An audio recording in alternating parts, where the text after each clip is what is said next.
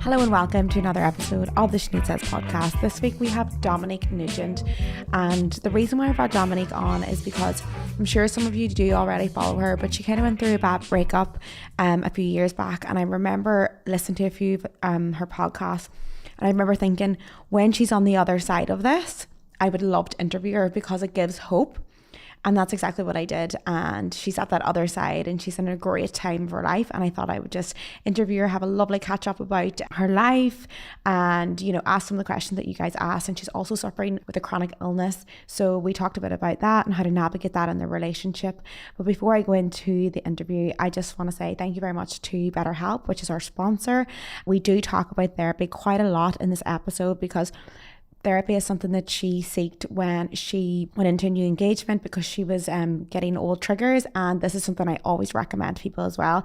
Even though you feel like you're healed before you go into a relationship, when you go into a new relationship, sometimes your triggers do arise, and I always say to people to go for a little stint of therapy if they're feeling these triggers arise, because it will give you all the tools to help you and keep you from self-sabotage in the relationship.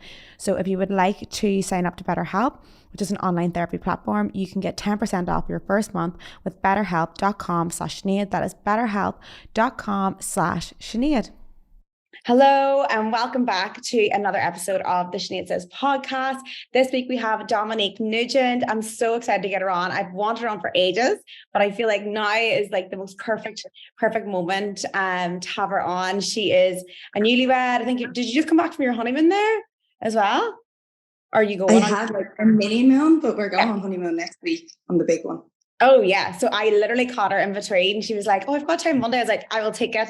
And it's so lovely to see you so happy as well. And the reason why I brought you on the podcast like now is I was telling you before that I will listen to your podcast, a podcast with you in it from, I think Georgie was interviewing you on The Good Glow. Shout out The Good Glow. It's a great podcast as well. But she was interviewing you, and obviously I actually remember where I was when I listened to it, because I feel like when something's so impactful, you always really remember where you were. And I remember I was on the treadmill and I was in ballet, and like the person beside me was like, "Are you okay?" And I was like, "I am bawling my eyes out, like the tears were coming out of my eyes." And then I sent you a voice note and I was like, "Oh, like send you all the love, blah, blah, blah." And I remember like somebody said to me, they were like, "You should have her on your podcast." And I was like, "No, I want her on my podcast when she comes out the other side, when she's like came through that, and then she can give everyone else hope." Because sometimes it can be hard to see through the darkness whenever you're in the darkness. And I wanted to get you on the other side of like the happiness and just breaking through and like being your true self and living in your full life. So welcome. Thank you. Thanks for having me. I know, I'm so excited to have you, and because we have a lot in common as well. You just got diagnosed this year with a chronic illness. It was I can't even pronounce it. Ulcerative colitis. Ulcerative colitis. Yeah. And so a lot of you girls were asking me about, you know, dealing with chronic illness, especially in relationships and stuff like that. So we will get into that as well.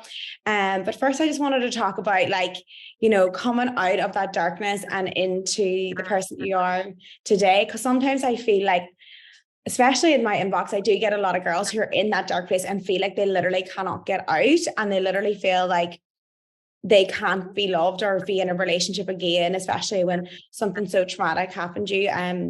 If anyone doesn't know, like Dominique had a really bad breakup, basically, which was a bit public, and it wasn't great, was it? And so then she had to come out, and like she told everyone, and it was just so moving, and honestly, it was just like so heartbreaking to watch. But now it's just so amazing to see you on this other side as well. So yeah, have you got any advice for anyone who is in that darkness and to bring them out into the light? Yeah, God, it actually, like, it feels like another life sometimes when I'm talking about it, but it actually wasn't that long ago. Like, I went through that breakup in late 2020, and for anyone that doesn't know, I was engaged to be married. I was like a few weeks off our wedding date when I found out that my partner at the time was having an affair, essentially. And I don't think I've ever been so shocked in my life. And it was like the most upsetting thing that's ever happened to me. And I just felt like straight away, I just went into such a sad place, and I felt like I was never going to get out of it. Like, that happened in August of 2020, and just for months I was just so sad. I didn't want to see anybody. I didn't see my friends. I was like, not answering the phone. I didn't want to text anybody. And because I had like a page on Instagram, people obviously knew I had been speaking about getting married, and I was like, I have to say something, because like the date would go past and I'd not share anything about my wedding. I knew there would be questions. So I did address it online like a month later, which was quite soon, but everything was still really raw for me. So I was obviously really vulnerable online at the time, but I think it was like a good thing to show, because a lot of the time when people go through difficult situations, they only kind of do come on and talk about it after it's happened. When you're feeling so sad and it's happened to you, you want to see someone and relate to someone that's gone through it at the time. So I think because I shared that at the time, I got so many messages from people that were out the other side or were going through it at the same time, and we were able to chat about it. So I feel like it was actually weird, because my online community, I spoke to so much, but like my actual physical friends, I felt like I couldn't bring myself to talk to them. I think because they knew me so well, I would have always been quite strong, I thought, in relationships, and I would have been very strong-minded. And I just didn't want them to see like how broken I was, even though I was online chatting about it so they could see. But it was just such a weird time.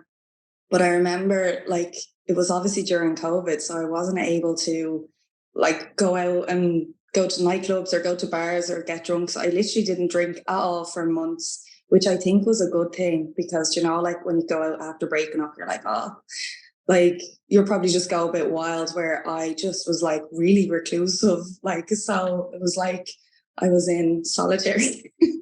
I was just in my own thoughts, but I felt like that really helped me heal. Because I was just kind of like chatting to people. Like my family and my sisters were so good at that time. Like I remember my little sister used to just sleep in with me every night, because nighttime was the worst, because I just couldn't sleep. I'd just be going over everything in my head. Like during the day, you'd be a bit distracted, but at nighttime, I'd just be lying awake being like, oh my God, I felt like my life was over. Like I was 30, I just turned 31, and I thought it was like my future gone. Yeah. Like I was like, okay, I'm never going to get married. I'm never going to have children. And like when you're in your 30s, I think that's something that you think, but like 31 in your 30s, it's still so young. Like, and I'm so glad that I got out of the relationship and like moved on with my life, because like there's such a big future ahead. Even when you're in your 30s, you do think, oh, I'm never going to meet anyone again or be happy. That's what I thought. And I didn't actually want to. I was like, no, I don't need a man in my life. I'm going to be happy on my own. And I think that mentality is what helped me. Like I wasn't looking to get into another relationship to fix me. Like I wanted to fix myself, and like I just wanted to do everything for myself. It's like I don't need a man for anything. So I think that was like one of the reasons when I actually did meet Paddy, because it wasn't that long after. It was like 6 months later that I was kind of ready, or I felt like I was ready for it at the time, because I wasn't like rushing straight into it, and I didn't feel like I needed a relationship or a man at the time. I was like quite happy on my own by then. Yeah. And that's the thing as well. Like when you're with someone, because how long were you with your past partner? 6.5 years. Yeah, when you're with someone that long as well, like your happiness and your life and like your future and everything was just like there, and then it was just like ripped from you in like probably like 2 seconds. So it's so hard to build yourself back up. And like when we're younger, and like especially in Ireland, we're kind of taught like we just kind of get with someone in your 20s, we be with them for a few years, and then we get married and we have this whole life planned out. And like then when something like that happens, it is literally like, where do I begin?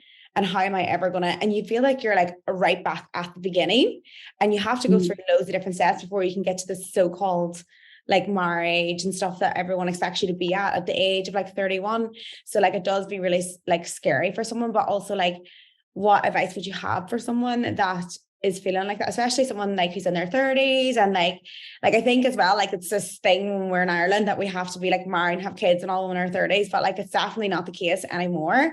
How do you think that when you say you found yourself as well, like how did you, start to depend on yourself instead of someone else for happiness? I think it was like just a realization that I could make myself happy. Like at the time when that whole relationship broke up, I remember being like, I'm never going to be happy again. But that I was putting the happiness on the relationship. Like I wasn't going to be happy if I wasn't in a relationship. And it was more even so that it was like the future. Like I'd always thought I would have kids. And because I was so like anti-men at the time, I was like, don't want a man. I was like, and in my mind, I was like, oh, I'll probably never get the chance to have a baby now. So it was all them type of things running through my head at the time. But then I came to the realization, I was like, if I was single for the rest of my life, like there's different avenues you can go down to have a baby yourself. So it was like, obviously I wasn't thinking that at the start, but like months later, I was like I could have everything I want on my own. And I think it actually like motivated me a bit. Do you know when you have a breakup? And I remember seeing a meme there like a couple of weeks ago, and it was like when a girl breaks up, she like becomes CEO of the company and gets a degree and all this type of stuff. But you do feel so motivated. You're kind of like, I'll show him. So I'm telling you now, right? I said this one on a podcast. I was like, there is no girl post breakup that didn't glow the fuck up. Like there is something radiating about a girl who's been heartbroken. It's just like they just level it up in all weeks of life. Which I think men go down a different route. I don't know what men do. It's not my business, but at the same time, I think girls, there's no girl like everyone now. Think of a girl who's went through a bad breakup and like look at her. It's literally like she just comes out like a fire, and it's like, what do you call those, breakdowns or breakthroughs? Do you know what I mean? So, and you end up finding yourself, because even sometimes if you probably looked at your past relationship because it was so, you're with them for like 6 years, it was probably just like you are just one person. But then when you break up and you realize that like, I have to be okay on my own before I get into this relationship with someone else. And I think that's what I did as well. Like I felt like I needed to build myself up and have you lasted 6 months. Now I remember after my bad breakup, I was like, I cannot look at men. They literally, no, they make my skin crawl. I cannot touch them. I waited like a year. I was like, to even kiss a man, I was like, you don't come in right when people are chatting to me. I just was like, no. But another thing as well, did you ever get closure from that, by the way? Did you ever feel like you got fully closed over? Like closure? I feel like I didn't actually want that, which is mad. Like nothing. I just went, cut him off, didn't want to talk to him. I was like, you're having an affair for 6 months before we're due to get married. Like that was the closure that I needed. Yeah. Like I remember someone saying to me, did I get closure? But like from the moment I found out he was like living in my house at the time, I obviously threw him out of the house. We were living in my mom and dad's house because we were saving for a house at the time as well. And like, that was the last time I seen him, was when he left the house. I was like, no to meeting up. I didn't want to talk. I was like, he's just going to make me like try and feel sorry for him when like you didn't feel sorry for me for 6 months while you were kind of doing this. So I just had like no respect for the behavior. So I was like that's going to be closure for him as well. But like the only closure I needed was that you did that while you're in a relationship with me. So I felt like I just didn't need it. Yeah. Like I didn't want to ask the questions like, why did you do that to me? I was just like, it just spoke volumes that you could do that to someone just like in a time when you're supposed to be kind of the happiest you'll be, like just before you get married and all this type of stuff. So I was like if you could do that before, like there would be no chance of getting back together or like listening to any reasoning, because if you could do it before when you're supposed to be so happy, imagine we did have struggles like during a marriage with like financial or anything. I was like that's the time you think, oh, maybe things can go wrong, not before when you're supposed to be like really in love and happy. Yeah. So girl, you go. That's what I mean. It was against your boundaries and you just did it. And that can be so hard for some people out there. Like, do you know, like even when I was doing the stats on like infidelity, 70% of people deal with infidelity in terms of maybe a family member or they're involved in themselves. And it's just something people have dealt with like fully in their life. And then there's people taking each other back. But like obviously 6 months before your wedding is just like, it's absolutely. It was actually like 3 weeks before the wedding. No, Like, I can't. but it was like, you know, the lead up to it. So it was like, obviously he was unhappy because you don't do that if you're not unhappy. But I didn't obviously know that at the time. But yeah, it was just like you said, like it was a boundary that was crossed and you couldn't go back from it. Yeah, and the thing about men as well, like if you, what you said, this is what maybe wasn't happy or whatever, but like that's just like emotionally immaturity. Like you can't deal with your emotions, you can't sit down and have a conversation with me and like talk about this, but like you'd rather just go and scapegoat, which is like scapegoat is like instead of you dealing with whatever your emotions are, like literally just escaping by using something as to take the responsibility away from whatever it is. Yeah. And then like I'm sure after this, then obviously, do you know what's so funny? I was thinking, you know, about asking you about your trust. Did you have trust issues going into this relationship with your new boyfriend, etc.? But like the last time I spoke to you, you were like, it's so weird. I just trust him. Like, like you And I was didn't even listening have back to that. those messages. Yeah, I was listening back to those messages that we had like voice noted at the time. Yeah. And like, it's actually so funny because I had told you I had just met him and like I Yeah. had met him before in Australia or whatever. And I was like, it was really weird at the start because I just thought I'm never going to trust anybody. I'm going to paint them all with the same brush. And I'm just going to be like, this is just men in general. And I like really trusted him from the start. And I feel like the only time that like trust issues kind of came into play was, I think, when we got engaged. It was nearly like a little bit of a trigger. And I felt like, oh God, like what if this happens to me again? And it wasn't like I wasn't trusting him. It was just like, it was nearly like patterns repeating. And at that time I did go and speak to a therapist because I spoke to him about it loads. And he was like obviously it's not that long after. He's really good at like he's really open and he's like so wise. And he was just like, maybe you should just speak to somebody about it. And because I remember you actually said that at the end of our conversation that time, you were like, have you spoken to like a therapist? And I remember loads of people were saying that time, and I was like, no, I'm going to do it myself, you know, like I'm fine or whatever. But it was only really then that I was like, I needed to stop like that feeling of thinking this was all going to happen to me all over again. And it was like in the lead up to the wedding. And I was like, I want to feel happy about the wedding and not be thinking, oh my God, what if this happens to me again? Because they were thoughts that were in my head as soon as we got engaged, which like I was obviously so happy about being engaged, but I was like, oh my God, imagine it happened again. Like you just are thinking, oh my God, Which the worst, like totally it normal. did.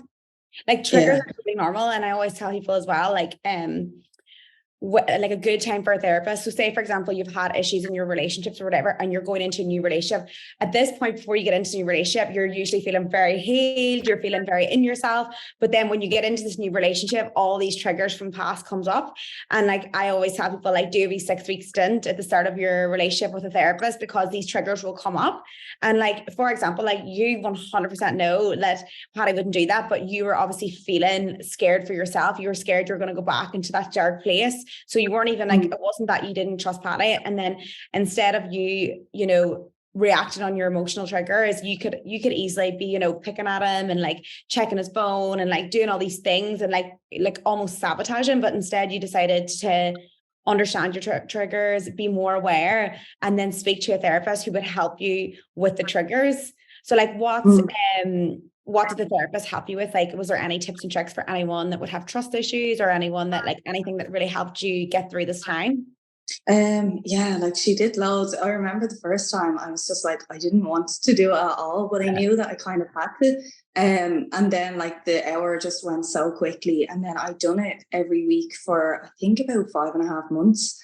But she just kind of was like, she made me talk through obviously situations that happened like previously. So I went back to kind of speak about that and talk about obviously my relationship now and it being different people. She was saying that there's like, I'm going to say it wrong now, but there's a part of your brain that doesn't realize time.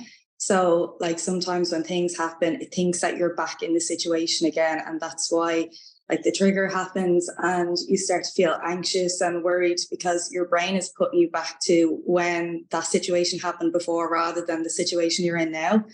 She kind of gave me different like techniques, like breathing techniques, meditations. I watched this program actually that was good. Who was in it? Chris Hemsworth. I actually can't think of the name of it. I'll text it to you after if you want to like put it in notes or something. But it was all about stress triggers. And that was like really interesting. But like she just done all that type of stuff. It was all like meditating. I journaled. I just suppose I wrote down my feelings. But then after I'd have that session that evening when Paddy would come home, we'd have dinner and I'd talk about everything we spoke about. Because obviously like it was totally new for him as well. Yeah. And I think that's what was like really helpful, that I could kind of tell him everything about it. It wasn't like, okay, she'd tell me all this information and then I'd just digest it myself. But like I was implementing it because I was talking to him about it and he was like, okay, like I wouldn't have thought that like about the situation. Whereas like something could happen and in my mind, I'm like, oh my God, imagine this is going to happen. And he's like, oh God, like, and he'd explain it. So it was more like communicating and talking about it rather than like if something happened, I'd go into my own head, think the worst, and then start to panic. Yeah. So I was like able to talk about it. Yeah. And that's amazing. And then like coming up to the wedding, were you able to enjoy yourself then? Yeah, totally. Like I feel like that really helped because before then, I remember I was nearly like wishing the time away. Like at the start, because I was like, I remember saying to him at one stage, like at the start when I was like, I can't wait until like, you know, stags and hen parties and all that type of thing are over. And I'm past that, like the 3 weeks. I felt like that was like the time, the 3 weeks before the wedding, that I'd be like, okay, this is the safe zone now and we're actually getting married. And he was like, that's actually so sad that like you're wishing the time away. But like, then when I spoke to like obviously the therapist and we talked through it, like I wasn't really like that. But at the start, that's how I was feeling. That's what I was thinking. It was nearly like trying to get over that hurdle at the end where it actually get married and feel happy. But like she really taught me how to like feel happy in the present moment rather than I'm going to be happy once I get over that time where I think something bad is going to happen. Yeah. And even like vice versa in terms of like thinking of your past and thinking of your future. Like when I was studying the emotion of hurt, the main reason why people get so hurt is because they plan their future so much in advance. And like, it's like, I'll be happy when I get married. I'll be happy when. So like, especially, you know, when we're younger, like we're planning our marriage and our kids and everything. And we just plan this whole future with this person. So like, we're extremely, extremely hurt whenever we plan our future so much. So like therapy telling you to like live in the present moment at that time would have been so, so helpful. And like, even in, you know, when I was writing about relationships and everything, like the main thing that day is, are you happy with your partner and how can you make your partner happier today? And like, sometimes like focusing on all these things that are going to happen in the future can like, you know, sort of make us feel hurt. But yeah, like obviously as well, like that's so good that she was telling you to just like live every day. And like, if you're happy that day and you feel joy that day with your partner, etc., like that's kind of what's mattering. And then obviously you got up to your amazing day and you're hitched up now. So how are you feeling now? Like in terms of, you know what I mean? Like, because obviously a few years ago you were in such a dark place and now you're just like in this other little bubble and it's just so, so nice to see. And like, I think other people really need to hear that there's like that hope as well. Yeah, I think that's all people want when they are going through like a dark time like that. You just want hope that things are going to improve. And I feel like it is just time, like regardless of like, you know, being so happy and getting married now and being in a happy relationship or whatever, I feel like you can still have that on your own. Like there's no timeline on finding someone after you break up. Like I feel like if you just focus on yourself, when things are supposed to happen, they will. So like, I know that was quite quick for me, but I obviously did know Paddy beforehand as well. Because I remember at the time thinking, I don't want to like explain this situation to somebody. Like imagine going on Tinder and they're like, oh, so like what was your last relationship? I'm like, well, I didn't want to have to explain all this stuff to someone. So it just like really worked for me that we had already knew each other. We kind of had the foundation of a relationship before, and it was a relationship that didn't end badly in any way. Like it was just, I met him as soon as I got to Australia and then I moved on to a different city. So we were only seeing each other for like 3 months, which is obviously like quite a short time. But it's funny that we were obviously still in each other's minds like 8 years later for him to kind of come back and message. But it was like, it's just like you just have to like take the time to heal yourself, like stop trying to like rush through life and think I need to find a partner to be happy again, because you can totally be happy on your own. And I think at that time, before I met him, I was feeling really happy on my own. Like I remember going into, was it 2021? And I was like, this is a fresh start, a new year. I'm going to be really like, I'm just going to do everything for myself. And I totally did. So I was only like a month later then that I actually met up with him. But that whole month, I was just like, I was feeling really good in myself. And obviously, like all the months previous to that, like I remember that Christmas was really difficult. And I had went to see a medium at the time when I went through the last breakup, and she had told me that I would feel really happy by Christmas. And I felt it gave me hope, like at the time. And I was like, okay, I just have to wait to Christmas to feel happy. But I didn't feel happy by Christmas. Like I was still really sad. I was like, this is my first Christmas kind of on my own. And I remember like that Christmas really vividly because it was so funny at home. Like it was like a game show. Like all my sisters were getting presents, and every time someone opened it, they were like, do you want that, Dominique? Like they were trying to like give me everything. I was like, oh, that's lovely. And they're like, do you want it? And like they just got me so much presents. But I was like, so it's funny when I look back on it now, because they were buying me like obviously like material things to make me happy, but like that wasn't working, because that's not what you want, you know. Like obviously they were really trying, and like it's so nice that they were, but they couldn't think of other, you know, what was going to make me happy. And obviously like I'm really into like fashion and beauty stuff, so usually I'd be like, oh my god, but at the time it was just like nothing could make me feel happy in myself, because I was just feeling so sad. But just like the fresh start to the new year, and like I just done loads of like walking. I went for like a lot of walks on my own, so it was a lot of like self-reflection. I journaled, I was doing meditations, and I was listening to lots of podcasts on like how to deal with, I was actually listening on ones on how to deal with grief, because that's what it felt like at the time. I remember thinking it felt like it was a death, and a death in the family, because it affects everybody around you, like your whole family. Because they're obviously going through it as well, and seeing you being so sad. So it's just time. Like I think time heals everything, rather than trying to look forward to like what's going to make you happy. And you know what I'm like getting from you there, like, is that you actually just felt it then, like after the new year, you decided to feel it, like you did lots of self-reflection, meditation, and sometimes like, you know, the first stages of breakup is distraction, which you probably didn't even really get that much because you were in COVID, whilst distraction stage of breakups are usually like drink, out, tequila, like on Tinder, Hinge, like distraction, like getting validation from different places. So like it sounds like you just had that time to like totally feel everything. And then when you feel, you heal. And like, and then as well, like the 5 stages of grief are what 5 stages you go through in a breakup as well. So you go through like resentment, anger, denial. And it's like, are you going through those steps? Like some people don't even get to like some of the steps, but it is very, very similar. It's not like the same timeline, but it's very similar that you have to feel all those things. And like, that's it sounds exactly what you did, like a lot of self-reflecting, less distraction. And then, and like, I love that it's so funny because we were just talking about it before. I was like, we're so relatable. Like we have so much in common in terms of like, no, that's so funny that you met him in Australia and you're with him for 3 months, and now you're with him. And I was with my boyfriend for 3 months in Australia 5 years ago, and now we're together. Yeah, like it was only 3 months, and the exact same thing happened to me where I was leaving the country, and I was just like, I'm going to go back. I'm going to go to Bali, Indonesia, and I'm going to go home. We still stayed in contact, and et cetera, et cetera.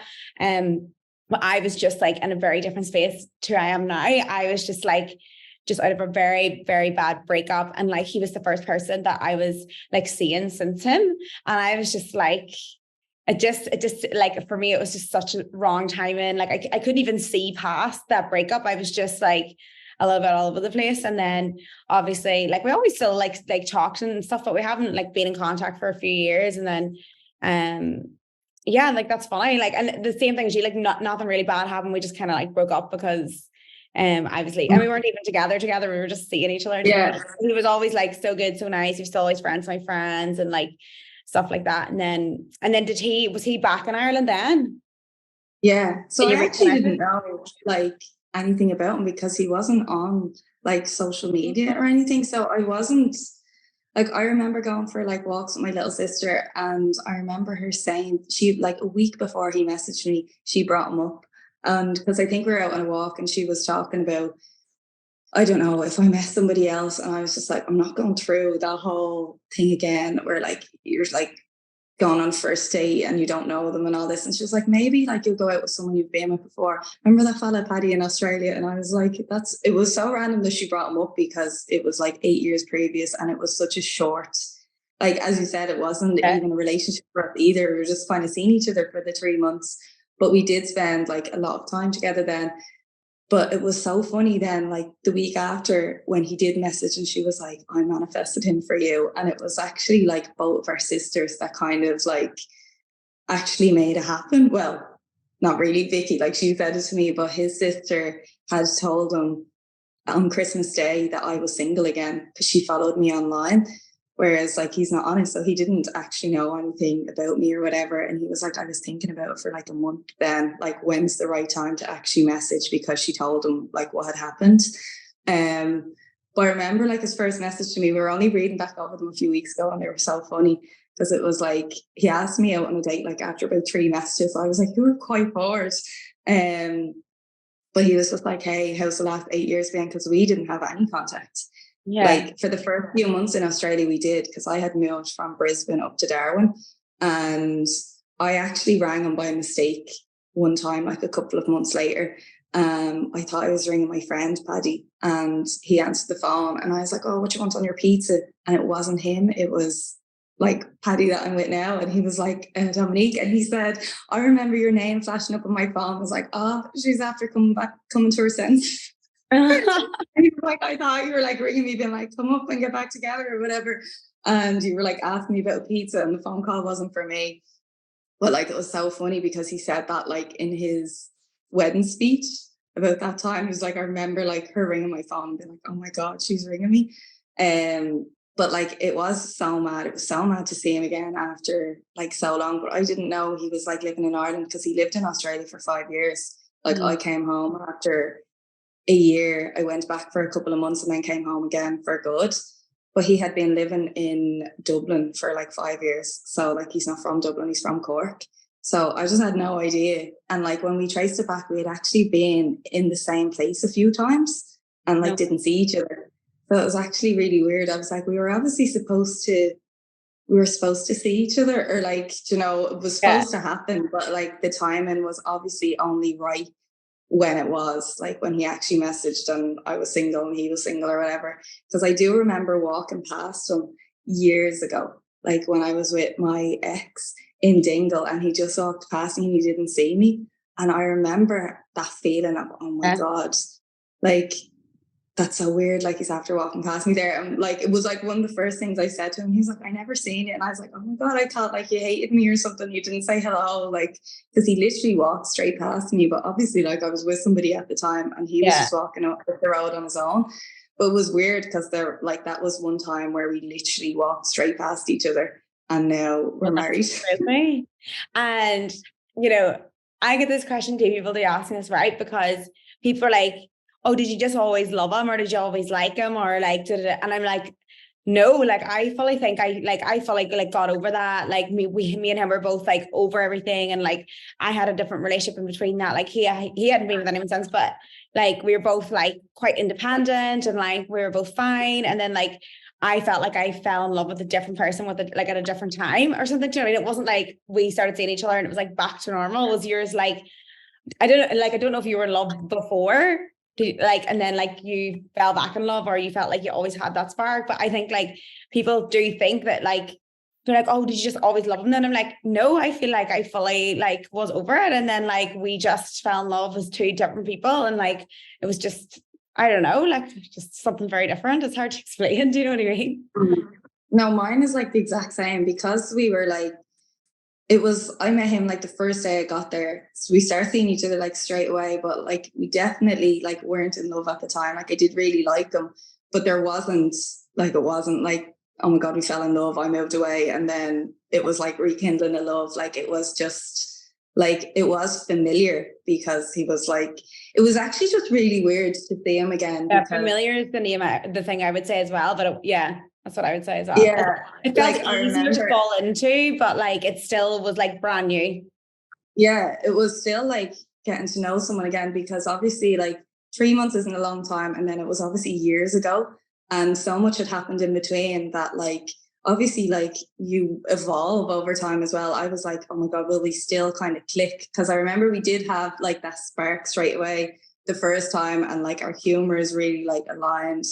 And like we kind of had everything that would have made a good relationship then, but I just didn't want one at the time. Yeah. As the same thing you said, I had just gotten out of a bad relationship. I met him straight away, and I was just like really like, I didn't want a boyfriend at the time.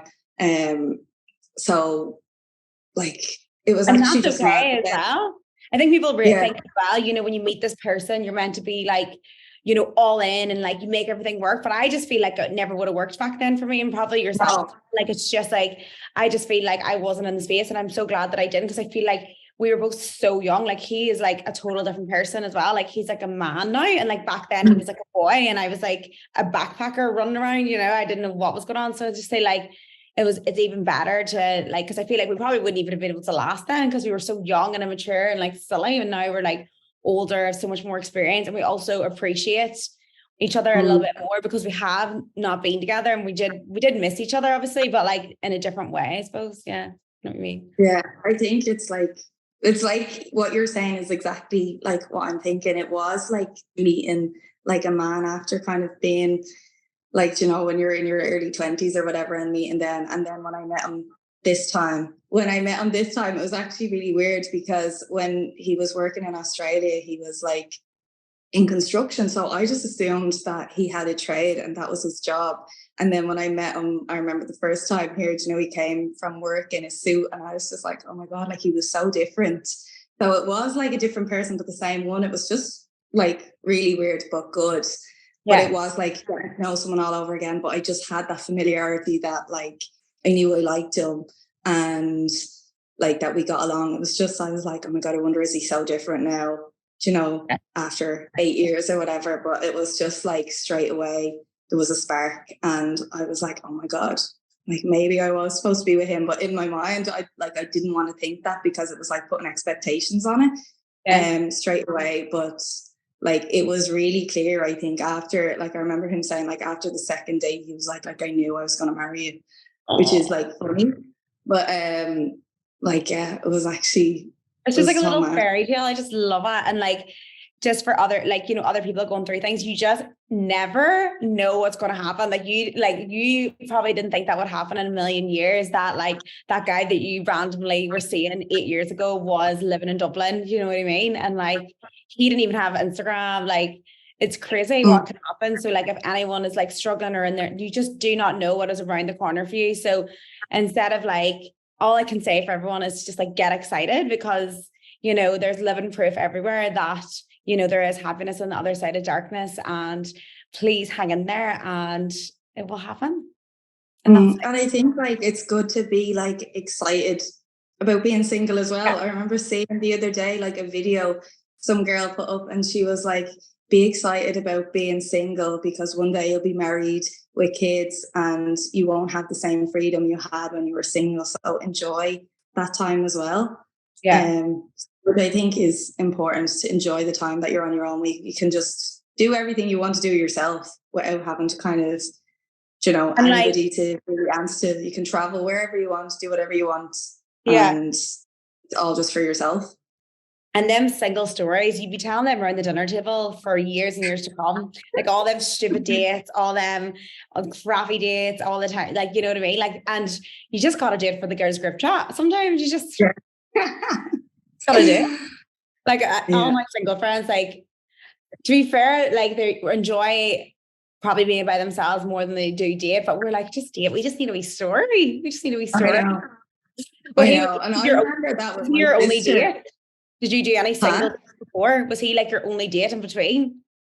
Yeah, he was like my first date, first kiss after everything, because I hadn't been out, I hadn't done anything. So yeah, he was like the first one back. So, and then it's hard too, because you're like, no, it's too soon. Like I was the same. Like I was just like, I ran into Sam like the first day I got here, like after coming back, but I was like, absolutely no. Like I have just broken up with someone a few months ago. Like I 100% need to be on my own. So then he just decided to like be my friend for this time, where I was like, and I was like, oh, this is so annoying. Why are you such a good friend? This is so annoying. And then I just continued, like, we just be friends. And then I was dating, like trying to date other people, because I was like, no, I cannot like him. I have to, like, I was trying my best not to like fall in he love was with your him. end goal. Yeah, I was like, no, I'm going to date. So I was like dating and going on dates with all these people and like trying to be single, but it was just I just knew what I wanted in the end. And I was just like, you know, just because, like, as you said, just because the time in between, people will think like, oh, do you need this much time? And sometimes like you can't help it, Yeah.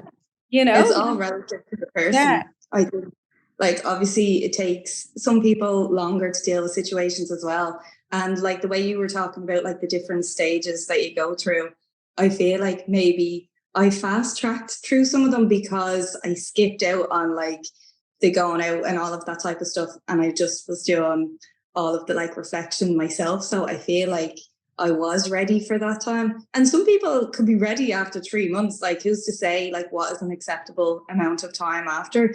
Like, you just know when you know. Yeah. And that's it. And look at you now. It's great. Yeah.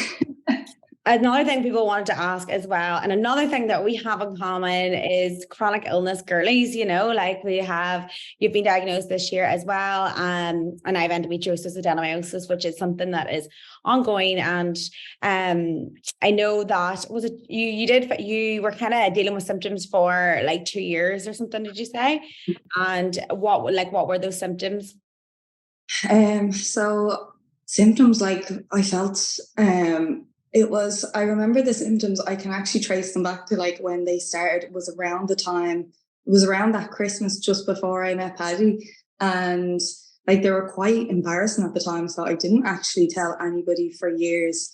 It was like mainly like urgency to go to the bath. Like I have an inflammatory bowel disease called ulcerative colitis, which is basically like it's an autoimmune disease. So it's my body essentially attacking itself. My colon has ulcers, and that's what the condition is. So it's quite similar to, it's in the family of like inflammatory bowel diseases. There's ulcerative colitis or Crohn's. So people can kind of, like, the symptoms are quite similar sometimes, but I think with ulcerative colitis, there's a lot of obviously bleeding when you go to the bathroom, diarrhea, urgency to go. So like all of those things, I was like, oh God, I hope they like go away. But it got progressively worse because obviously I wasn't telling anybody about it and I wasn't dealing with any of the symptoms. I remember actually ordering a kit to see if I was like allergic to different types of foods. I ordered this kit online because I was like, maybe if I change up my diet. And I thought I was eating healthy at the time. Like I would have been trying to eat lots of like fruit and veg and wholemeal stuff, when actually that was bad for my condition. And I didn't know, like, that too much fiber is obviously bad when you are like going to the bathroom too much or whatever. But it got really bad around the summer, just before I was diagnosed in the October. It was really bad. I remember from like May 2022. And at this stage, I had obviously, like, I had told Paddy about it. And he said he had actually noticed, like, early in our relationship, because of how many times I would be going to the bathroom. Like, and it's not something that you, like, in any relationship, you don't want them to notice these type of things. But like, I would have like a really big appetite.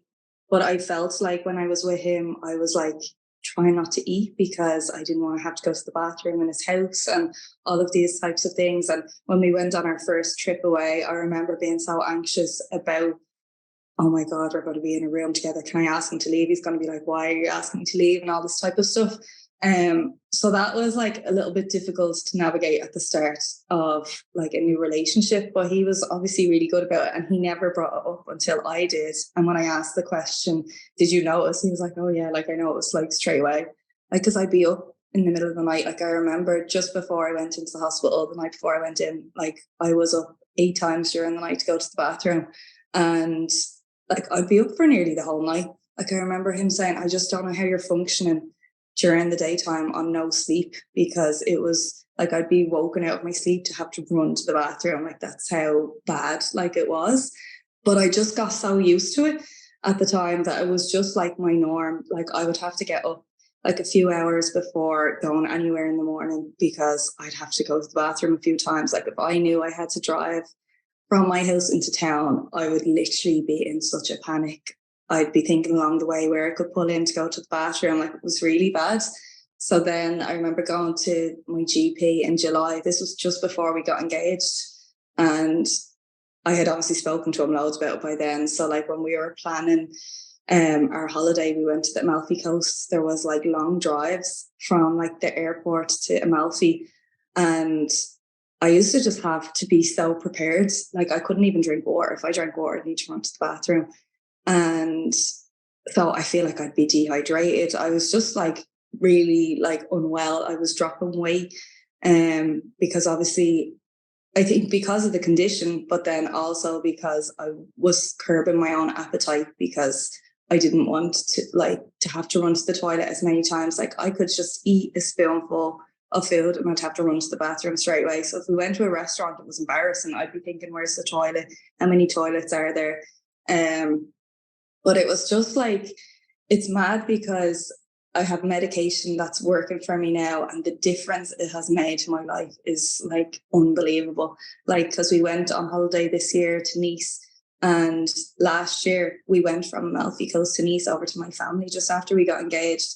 And my family only seeing then how bad it was when they were living with me, when they were going out for dinner with me. And after dinner, I was like, I can't, like I had to go straight home. There was no, going for a drink after dinner, or like we had my niece and nephew with us. So they're like, they'd want to go on merry-go-rounds. I was like, I can't wait. I need to go home straight away. So they saw like firsthand how bad it was.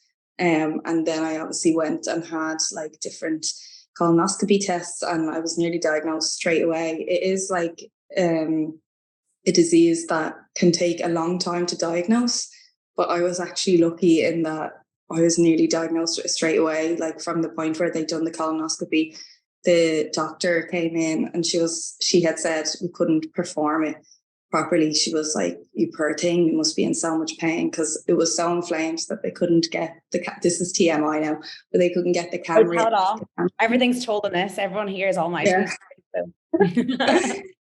But they couldn't get the camera in because my insides were so inflamed. And she was like, I'm 95% sure that you have something called ulcerative colitis. And she was actually really nice. She was like, my husband has it. She was like it's a lot of trial and error with medication, but you can lead a normal life once you kind of get it under control. She was like, you're clearly in a flare now. She was like, I can't give you 100% sure this is what it is because the biopsy has to come back to confirm it.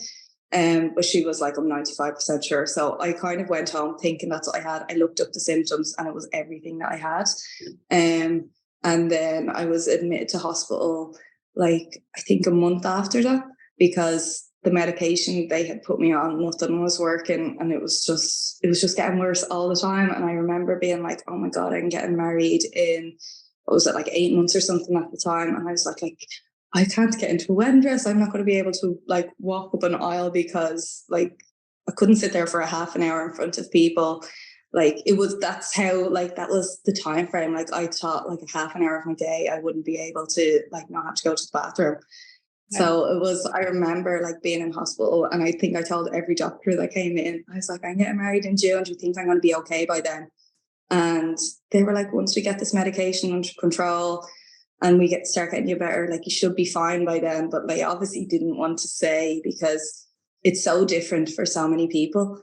And some people obviously require surgeries and have to get stoma bags when it's quite severe. So I was really lucky that my medication did work. And it's been kind of working ever since. Oh my God, amazing. So like, do you think it's like not as affecting your life as much now, but it's just like it's under control? Or do you think like there's still times where it comes up?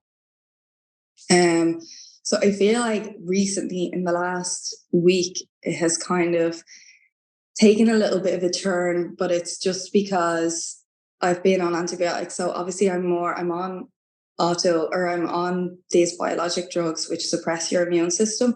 because that's what the disease is, your body attacking itself. So I got a throat infection the start of July, and my body just couldn't clear it.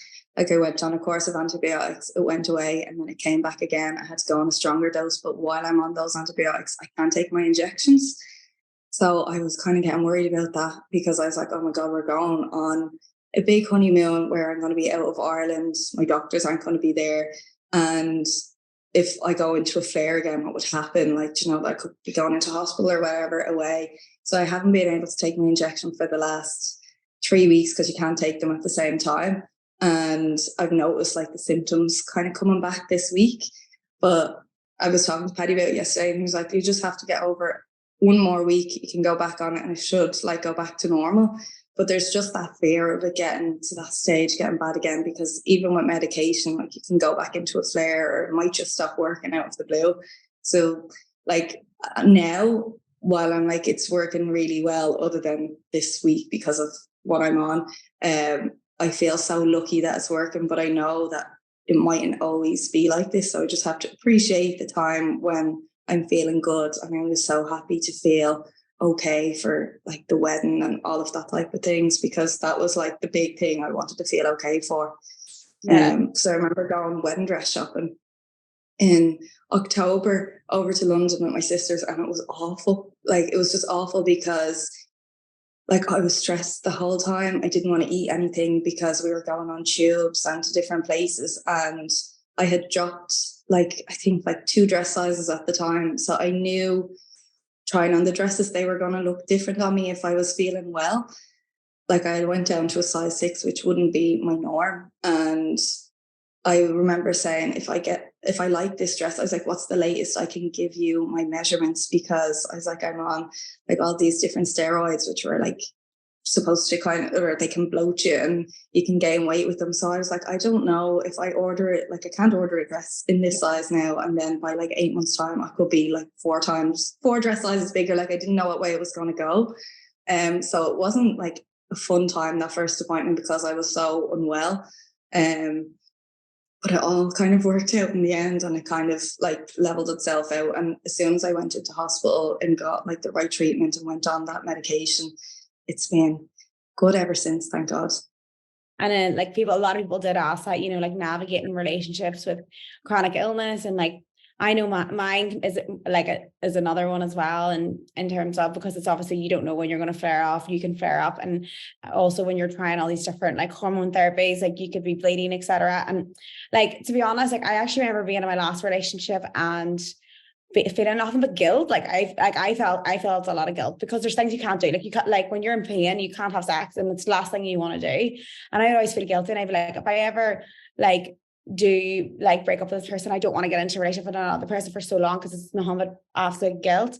But it's mad, because it honestly is my own head building it up, like this feeling of guilt, because like they're so understanding, and like sometimes I have to look at, you know, if they had something similar, or they had something, like, of course I would support them and everything that they need as well. And like at the minute I'm going through like I've been bleeding for like 4 months, like it's crazy, because I'm trying different hormone therapy. Like, I'm obviously trying like the pill and then the implants, and I'm like on the implant, and it's just every day. And like then I had like another surgery, and then I've been bleeding since that. So it's like, it does, to be honest, like on my side, it's a very taxing thing on a relationship, but also like when you communicate like openly with your partner, like, you know, because like we have open communications every like week or two, I'll say like, you know, I am really struggling with this. Like, you know, I do worry that I can't like be a proper girlfriend. And like, obviously, like when you communicate that to your partner, the partner just comes back with all this support and all this reassurance that like you need. So sometimes it is just telling them how you feel. And like, I'm sure as well, because you obviously went through a period where you didn't tell him anything. And then obviously when you told him, you probably had this like massive relief, because he probably just supported you and just wanted you to be like happy and healthy, you know? Yeah, totally. And it's actually mad, isn't it, that you have been going through that? Like, it's fucking awful. Like, but you know what you said as well? Like, you're like, oh, the norm. I'm like, oh, that's the norm. Like, having pain. You don't know any difference. Yeah, like it's crazy. It's like, it's normal for me in the evening to be like in so much pain. It's normal for me to just randomly have this big sore belly and like have, and like pain. Like, it's just so normal for me. And like, it's weird. It shouldn't be normal. And I know that people always message me, like people that have had their hysterectomies and stuff, and they're just like, oh, Sinead, do you not know how much pain you're in until you get your hysterectomy and realize like how good it feels to like not have that in your body. But like, obviously that's something that I do not want to do anytime soon. So I was like, thanks for that. But yeah, I know it can be tough, but at the same time, I think like when you go through something, you get like this resilience or something. And it's just like, this is just, and sometimes I think like, it could be way worse. I always think that, like, I always think about situations of people, and I'm like, I'm so lucky that I have energy and 2 legs, get up and walk. I always like write every day in my journal of like everything that I'm grateful for and everything I can do, even with like an illness. You know what I mean? I feel like I am so blessed and so lucky, and I always try to remember that, because there is days, and I'm sure you've had days where you're like, no, why, please no, and you're like, why me, and like you could literally just sulk in your bed. But then it's just like, sometimes you just have to have a wee sulk, and then you have to be like, no, I could be worse. Like, I have energy, I have time, like, just get up and go. Sometimes it's like, but yeah, it's just a process. I was scared to not get it easy.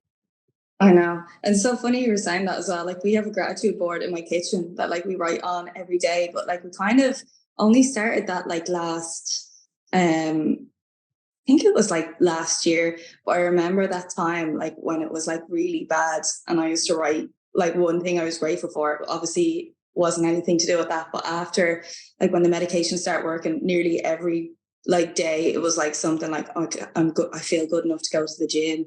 Like, because I stopped going to the gym. I stopped doing everything. Like, I couldn't even go for a walk. Like, I remember going for a walk in the park with my friend Grace. That's like literally 5 minutes from my house. But if the park didn't have a bathroom, I wasn't going to it. And I remember as soon as we got in, I was like, I need to go to the bathroom. I actually had to run off on her to go to the bathroom. And she was like, that's actually mental. And I was like, I know, but like, that's actually my life.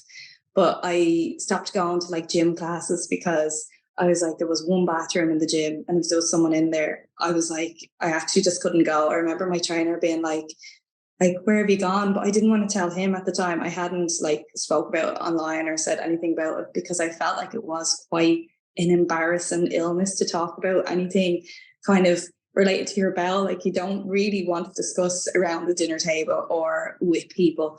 So I remember actually seeing one of my trainers out at Christmas time, and I literally just offloaded everything on him, and he was like, oh my God, like, I had no idea. But obviously you wouldn't. But I was like, that's why I couldn't come back. I just didn't want to say. I was just like, oh yeah, I'll probably get over like next week or whatever. But I was so what's the word, like, I used to be like really regimented with going, and then I might show up for a class or might book in and not go. But it was just all dependent on how I'd feel that morning. So I was just like, I can't go back there because I look so like I had no interest in it. But that wasn't the case. I just felt like I wasn't able to do it.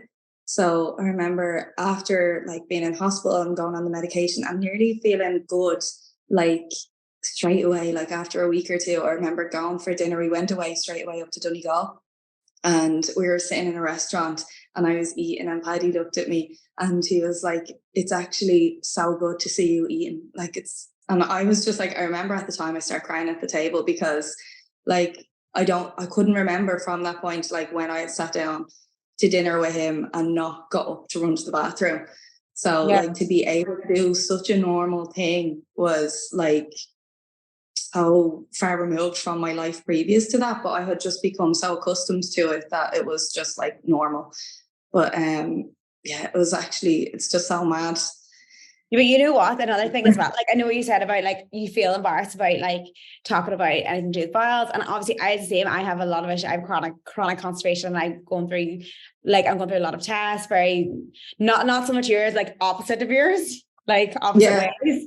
But and I remember, obviously, because I have a lot of people with endometriosis, I was just trying to figure out. I don't know what the difference is. Like, I just feel fucked all the time. So I was like, what's going on? But obviously, when I had my surgery. After my surgery, I was still getting like blood in my stool. Like, I was still having all these pains and like not being able to go to the toilet. So I was like, this is very confusing. And I actually like came on my story and was like, oh, But sorry, we got cut off there. But basically what I was saying was I was having issues with my colon, but I never told anyone. I just was so, like at the same time, I don't want to come on and talk about it. When I come on, so many endometriosis girls like same issues. So I started seeing this pattern and being like, okay, I don't feel alone anymore. And then also people, and I'm sure you've got this as well, like so many people have probably been diagnosed from you talking about it. And it's probably helped so many people. So that's probably like such a plus. I always try and think of that as well. I'm like, okay, this plus is that I was meant to have this platform and I was meant to share an awareness of these things so that people could be diagnosed, because I'm sure, you know, being diagnosed, although being diagnosed is heartbreaking, at the same time, it's like this wave of relief that you're okay. And that also that it's not like, I don't know about you, but like I thought I was having, I don't know, like I felt like there was tumors all over me or something. I was like thinking, I thought I had bowel cancer. So I was like, had a timeline on my life. Like as soon as they tell me, like I'm probably going to be dead. Like, it was just like worst case scenario.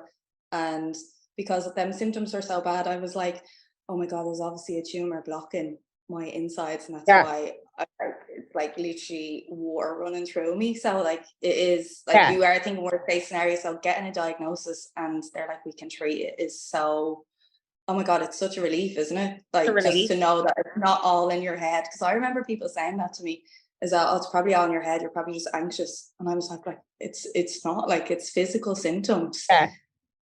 No, my friend, I remember asking like, no. Oh no, I was just saying, like, I was the one that was like, maybe it's in my head, but my friends were like, no, you need to go to the doctors. Like, look at your, like I would be leaving dinner tables and all because like I couldn't sit, because like I was in, like my pain was like bulging out of my side. And they were like, you know, you need to, and I was like, no, I've went and they've done a million tests and they just couldn't find nothing. So clearly I'm grand.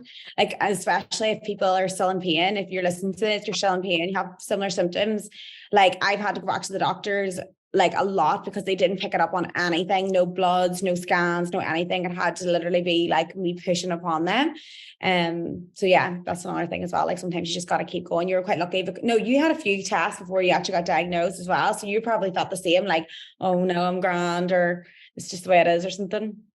Yeah, and because you do just get so used to the pain, it's like you can have those thoughts in your head, like, is it real, or am I just feeling like phantom pain or whatever? But I would have been the same. Like I would have bloated, like my stomach could blow out massive, and like the pain in my stomach, it's so mad now to, like, I'm lucky that I don't feel pain now in my stomach, but it was just constant. Every night I'd have a hot water bottle, like my hot press, I think I have about 12 hot water bottles upstairs, all different shapes and sizes. I have one that you plug in and you put on your stomach, one that you put in the microwave.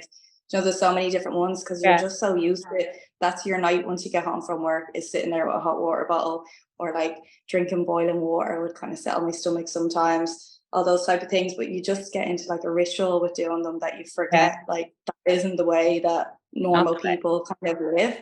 But when it is obviously a chronic illness, like it is something that you're going to have the rest of your life. So that's a hard realization as well. Like I remember going to the pharmacy the first time that I got like my first prescription, and I remember I got a bit of a fright when I left because I had like 2 massive bags full, and I was just like, oh my God, like how am I going to remember, like, because the tablets were like to be taken at different times of the day. They've totally like weaned back from when like I initially started on them.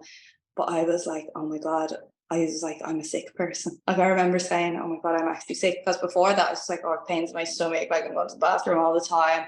But like I didn't actually think I was sick. But like the realization of like that you're probably going to be on medication for the rest of your life, like that was a bit of like a shock to deal with. And every time I went in after that, I remember saying to like the consultants and the doctors, like, how long will I be on this for? Like I was like, when will I be off it? Like, when can I stop taking it? And they were like, this is something that's keeping you well. So like you have to stop thinking of it as like, when are you going to be finished on it? Like, so I think that took me a bit of time to get used to, because straight away I was like, okay, I'll be on this for like a few months and then I'll be better. Whereas they're like, no, you're probably going to be on it for life. But it's something that you do get used to quickly. Like I remember having to do my first injection at home, and I like messed the whole thing up, and like the medication is quite expensive, and I remember like panicking and emailing the hospital that I had done it wrong, because it's like just a pen that you use and you have to wait for 2 clicks. And I was just in such a rush and I wanted to get it done and over with that I didn't wait for the second click and all this type of stuff. But they were like, you'll just have to wait for the next round and you should be okay or whatever. But it was just like, it was a hard thing to get used to, having to learn to inject yourself. But now it's like second nature. It takes like 1 minute out of my day and I'm grand for the rest of the day. So yeah, it's like that's my normal now, but it's so good that that's the normal rather than being in pain all the time. That's good. That's amazing. Mm-hmm. And like amazing that you got diagnosed and that you're on the other end of the, like, you're in your light, you're in your happy era, and you've done everything with such a grace and such like just everything. So just want to say thank you so much for coming on the podcast today. And yeah, and I hope you enjoy your honeymoon. Oh, thank you. Thanks for having me. It was so nice to chat to you.